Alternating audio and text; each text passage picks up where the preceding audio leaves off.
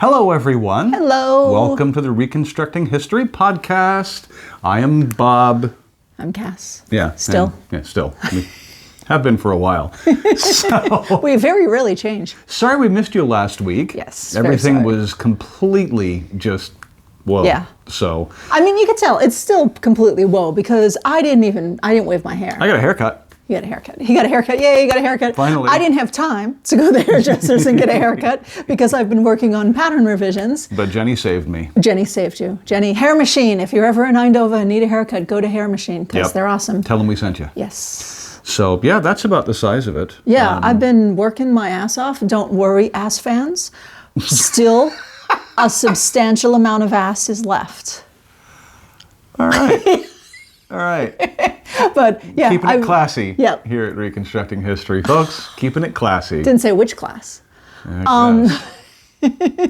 So, we want to talk to you about what we've got going on. We still have, Yes. we're getting the patterns updated.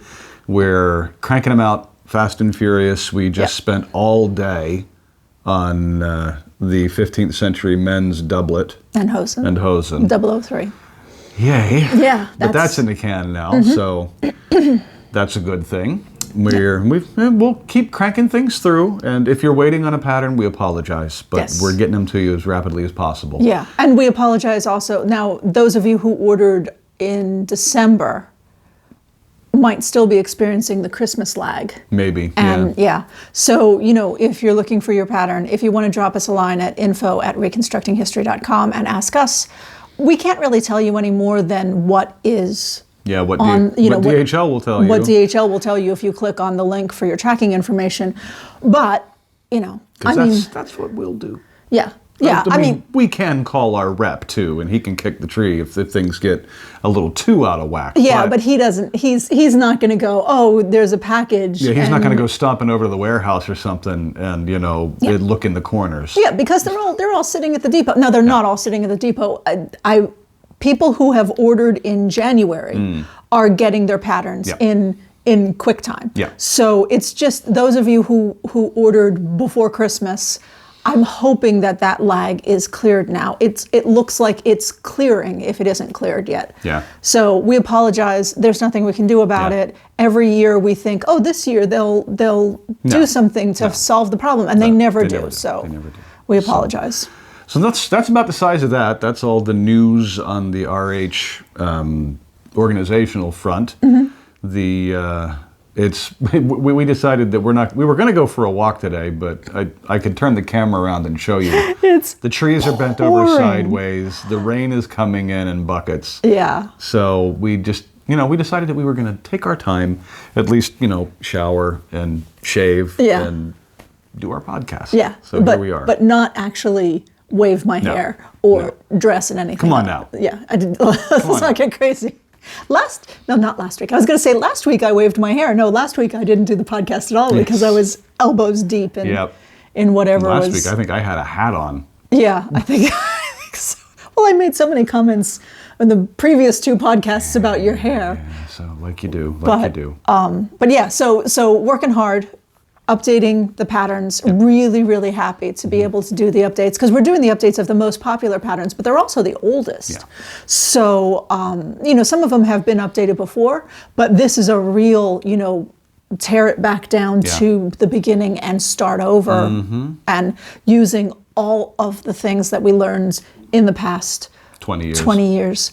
Updating that information and redrafting, regrading, doing all that stuff. So it's really good. Updating the instructions, tweaking things. And Bob thinks he's getting a new doublet.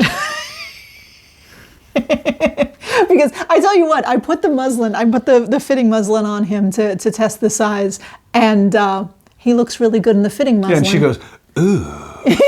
Which, after 20 years of marriage, you take what you can get, right, 21. That's right, 21 years. Yeah, you take what you can get. Yeah. No, but it was amazing how well this fit you. Yeah. And it was crappy muslin with, Sharpie on it. And I was like, that looks really good. There were probably still Sharpie marks on me. Yes. Well, there's Sharpie marks in a number of places. Yeah, it's on my cutting table. everywhere. On my couch. Which is a great segue Is it? into what we want to talk about today. Yes. We want to talk about authenticity. Yes. But not in a way you might think. Well, let's start in the way that you might think, because I'm a spoilsport. I am a one-trick pony. I am not very creative, and I know. Just hear me out. I am not very creative. I see something, and I want to make something like that, and then I do exactly as it was done. You replicate it. I replicate it. I'm not creative. I don't see something and go, oh, I have an idea that's like that, and I'll make something that's my own. No, I'm a copycat, and that's why I'm not a designer. I'm a historian. You're a textile engineer. I'm a textile engineer, and right. I build the bridge. So basically, long time ago, when I first got into the SCA, it was, and I came around and people were doing Japanese, and they were wearing karate gis and, like not even kimono, but like bathrobes, like yukata, and with chopsticks in their hair and everything. And I went, they don't know. They don't know. Yeah. They don't know. I mean, I didn't think those assholes are doing it wrong. I never thought that. I thought they don't know, because I lived in Japan. I went to university in Japan. I speak Japanese. I read Japanese, and I have the books, which aren't behind me right now, but if you've seen any of my other videos, you can see all the books written in Japanese. They're books on Japanese textiles, because I've studied this in the original. So, I know stuff that most people don't about Japanese textiles. Right. So I wrote all this stuff up and distributed it to people and tried to help them, and wear the real Japanese stuff and all this. And then I started hearing, well, she's a jerk because she's trying to ruin our fun. Yeah, and I wasn't trying to ruin their fun. Right. If you wanted to do it historically, I know you can't go to the library. Yeah. And at the time it was a library because the internet wasn't.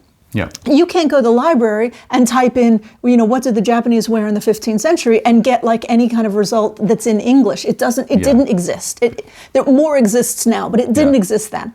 It's the sort of thing that you were playing your game. You provided the information. And that's all that really any of us on the old authenticity list on, what was that, a Yahoo group? Yeah, I think it was. Yeah, but we were all just, here's the information. If you want to make use of the information, here's the information. Yeah, and then I stopped doing that. Because we don't want to go too far down the road. No. But I feel like I owe the world an apology because, I did that, and then I realized people didn't want that, and I went, okay, I'll shut up then. And then they made the mistake of asking me about Irish stuff. And I can't pretend that the Irish gown or Irish dress that these horrible, horrible people who will take your money and make you something in cotton twill and call it Irish because it's green. And don't forget the Celtic knotwork doggies around the hem. I can't pretend that is real, based in fact, or anything. You want to buy a fancy Irish dress, go ahead, knock yourself out. But if you're going to say, I'm sure you look smashing it. Yeah, if you're going to say what did the Irish really wear? Well, that's something that's really not written up anywhere because I have to write the book.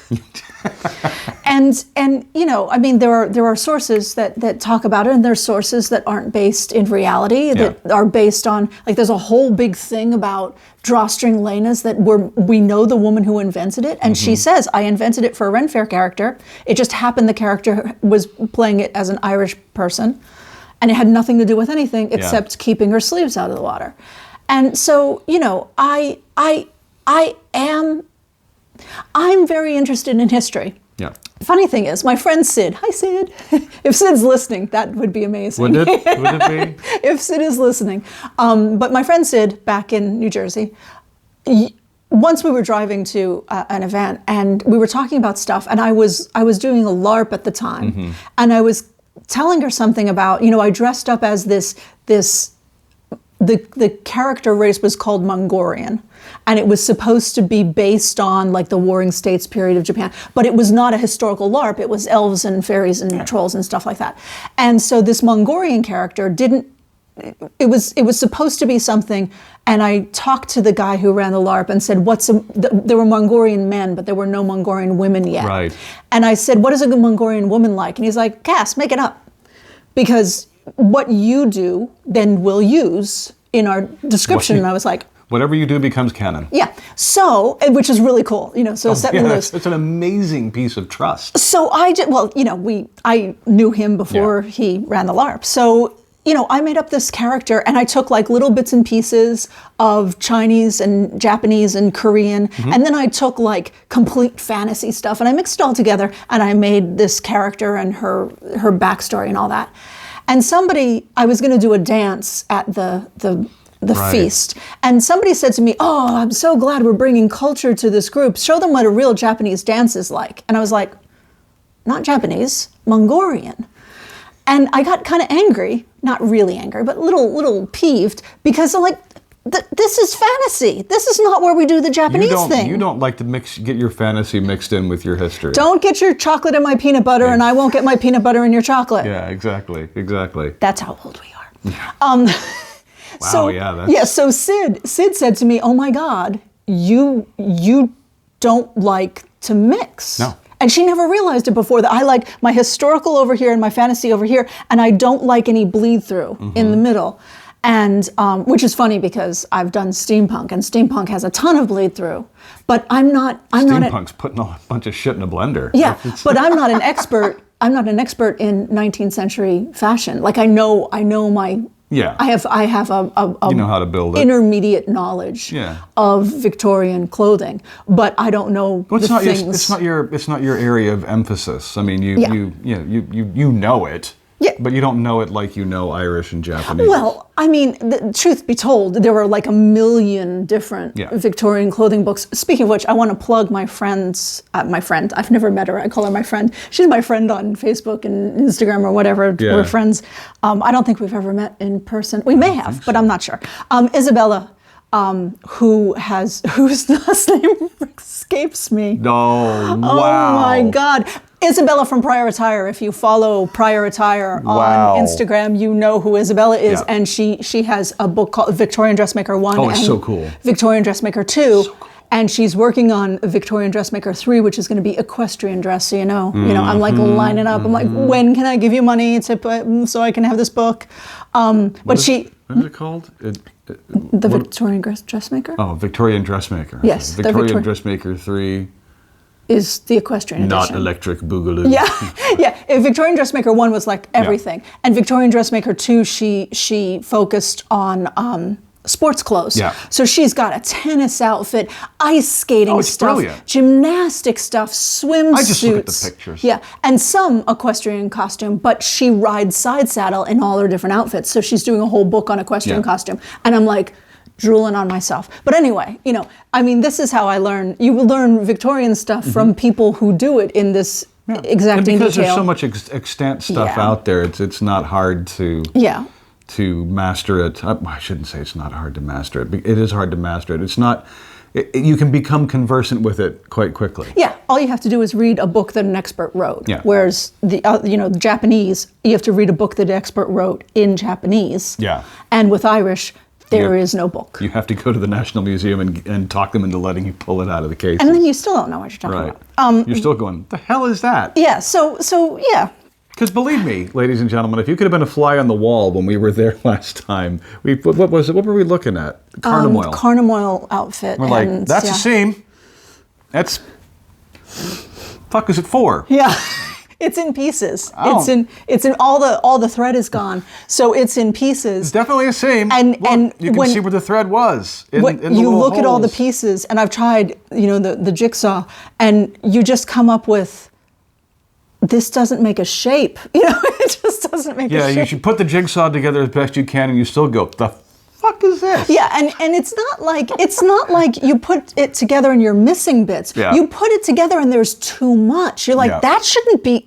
What is that doing? Why do I have 5 corners for this jigsaw? Yeah, exactly. Anyway. Exactly. But clearly somebody made 2 garments out of the exact same fabric, and it confounds us. And someday I will do the jigsaw, but I'm busy.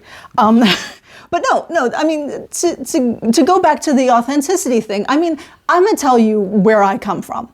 When I found out about historical reenactment and all the dress up and play hobbies, I was a club kid who had moved back to central Pennsylvania from New York City.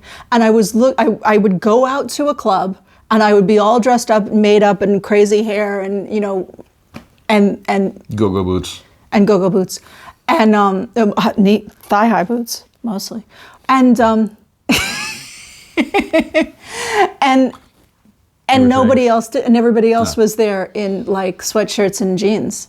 Yeah. And so I wasn't looking to do historical reenactment. I was looking for a place to dress up. Oh, yeah, to look fabulous. And right. a friend of mine had been to Penzic, and she was telling me about it, and I found out about the SCA, and then I didn't join the SCA because I wasn't quite interested in that, and I went and joined Markland's because Right. Markland's was more historical, and then I got involved in a bunch of reenactment groups, and then I found the SCA and blah, blah, blah.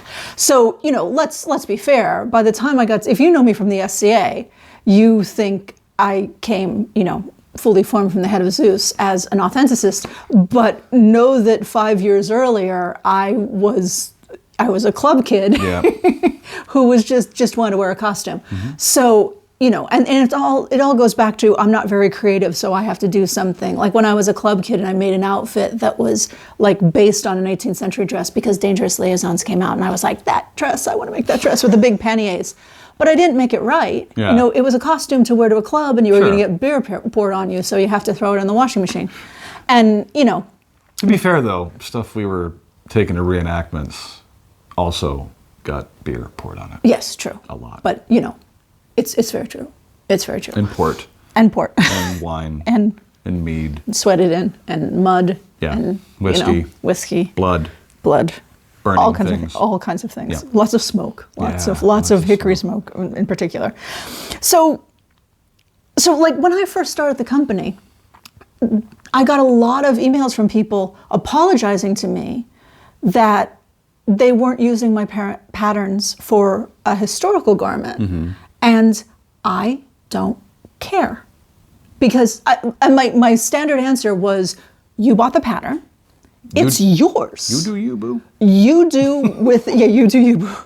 You do whatever with it that you want. You're not beholden to me. I'm not going to get angry with you. I gave you the pattern. The pattern is written for historical purposes. But if you want to make this into something else, you knock yourself out. And how many people have we had? How many people do we know my who have done such God. fantastic stuff? Yeah, I mean, our friend on Instagram, Prince Powderproof. Oh my God. Prince Oh my Powderproof God. from New Link. York. Yeah.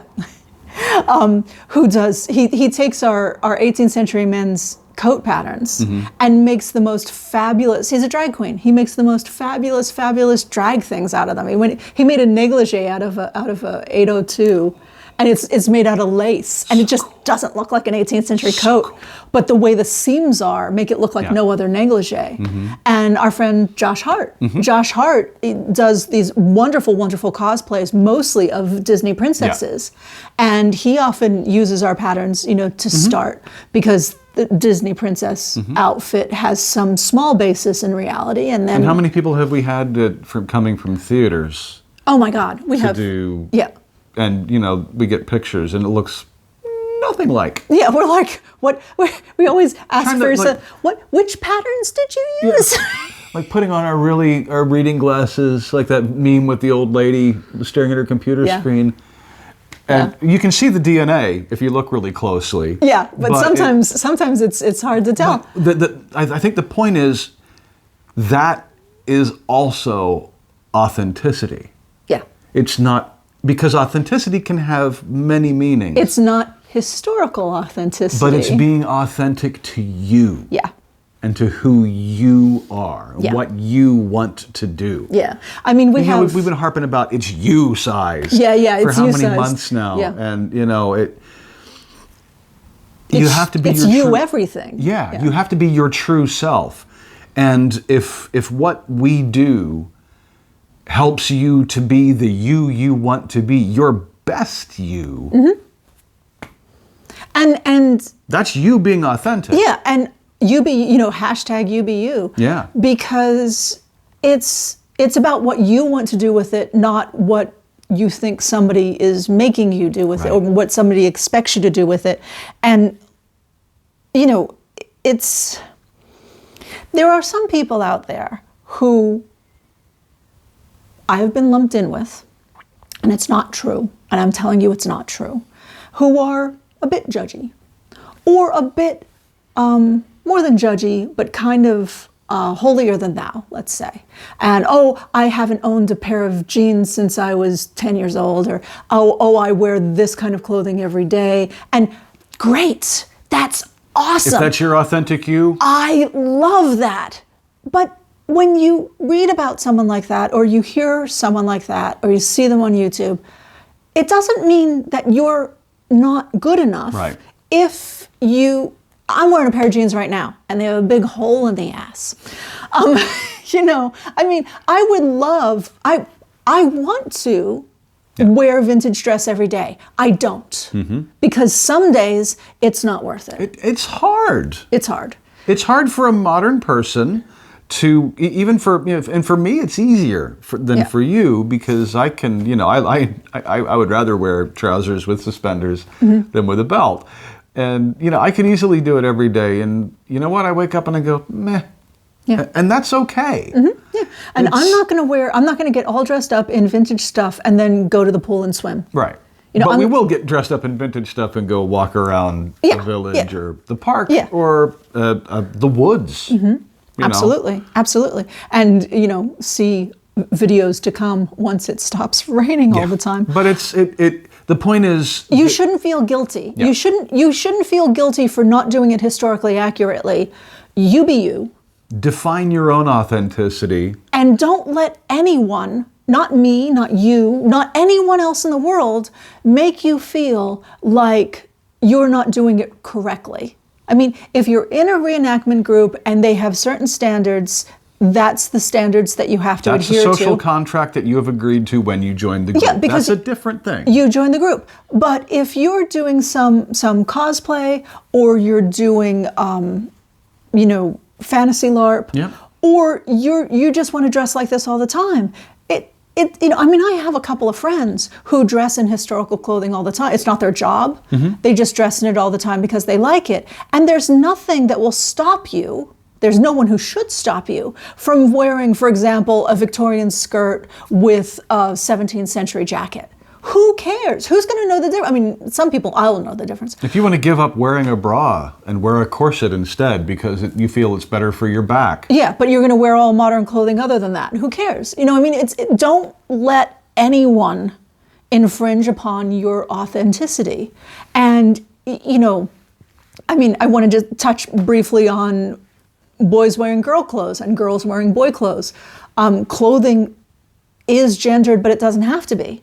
In the past, clothing was very gendered, but we also have extensive evidence of people in the past wearing clothing that was not from the gender that they were assigned at birth. And if that's your authentic you, then that's you. Yeah. If you is someone who, if you're a woman and you enjoy wearing boy clothes, vice versa. Yeah.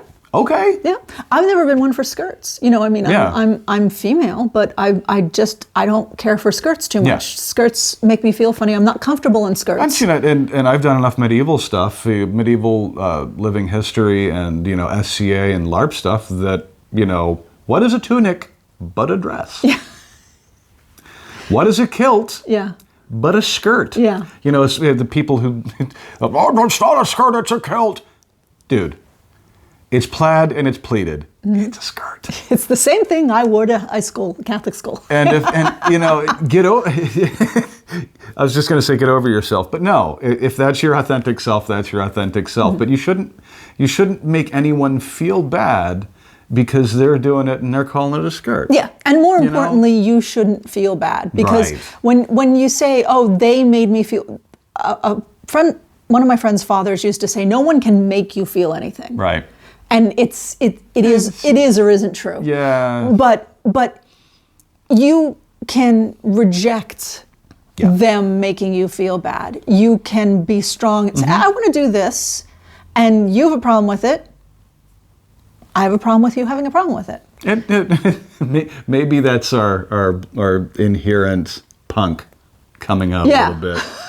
But, so my response to somebody telling me I'm wrong for doing something is, really? Yeah. And, I am staring 50 in the face. Yep. My fucks are gone. Yep.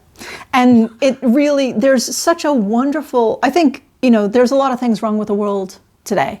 But one of the things that's right is all of these lines are getting crossed. All of these divisions are opening up where you can wear anything you want to wear. Yep.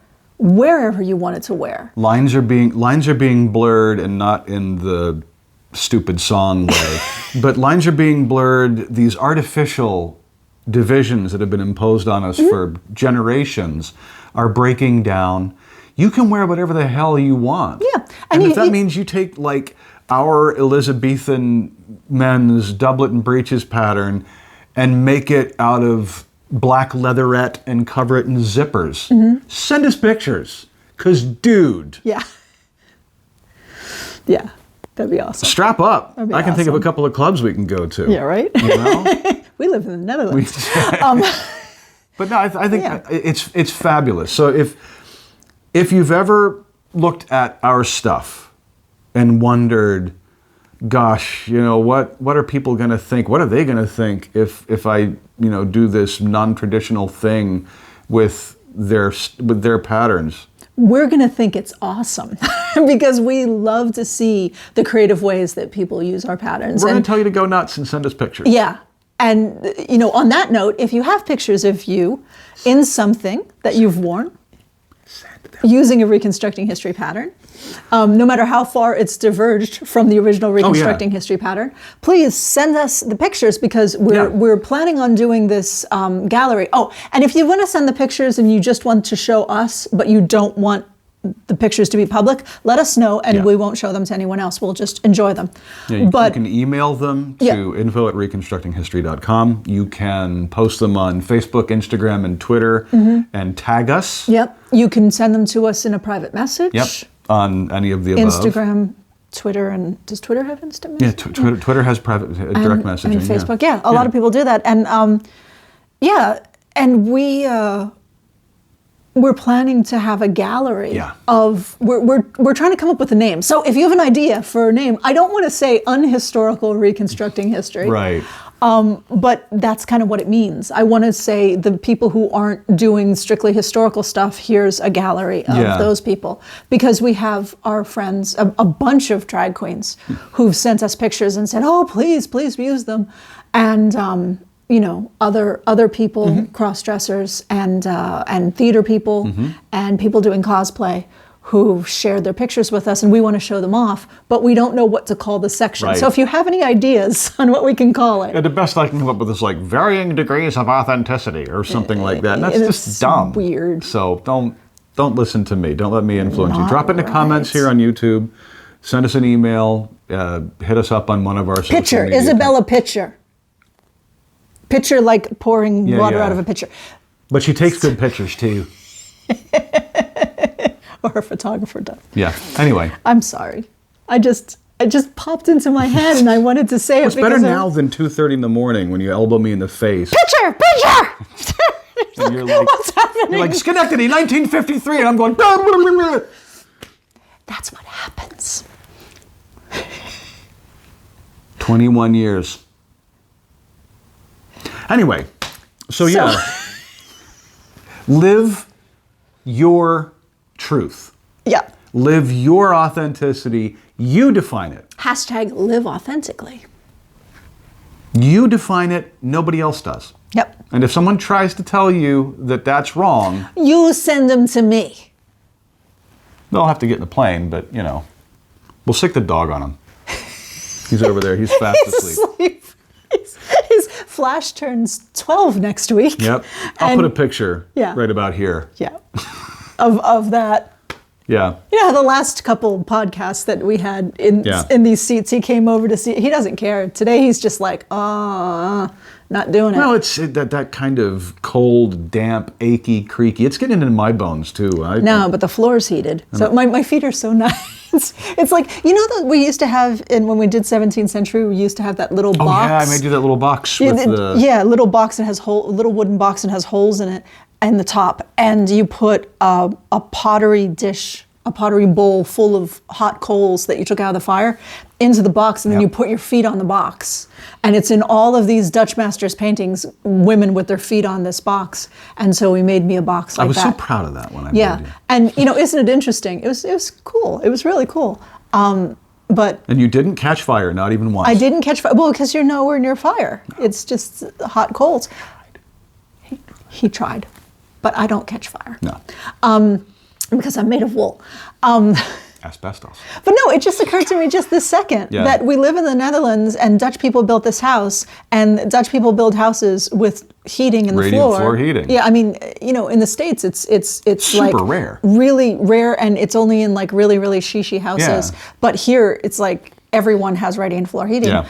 And because when they build the house and they put the pipes under the floor to the radiators, they're just like, well, why not insulate under the pipes so you're not, and it works. And it just occurred to me that those little boxes were the first radiant floor heating. And also Dutch. And also Dutch.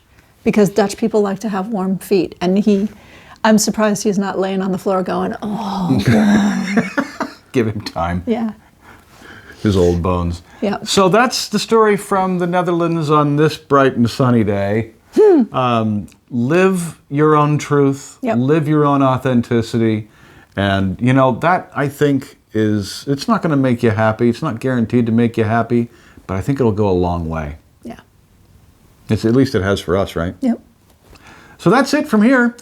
We'll, do the whole thing. The like, subscribe. Yeah, tell your friends. Ring the bell Comments. stuff. I don't know how people can have YouTube channels and they say the same thing. That leave us a comment, like, subscribe, and ring the little bell so you get notified. And they're always so chipper about it. Chipper. Anyway. Don't expect us to be chipper. You know us. Bye.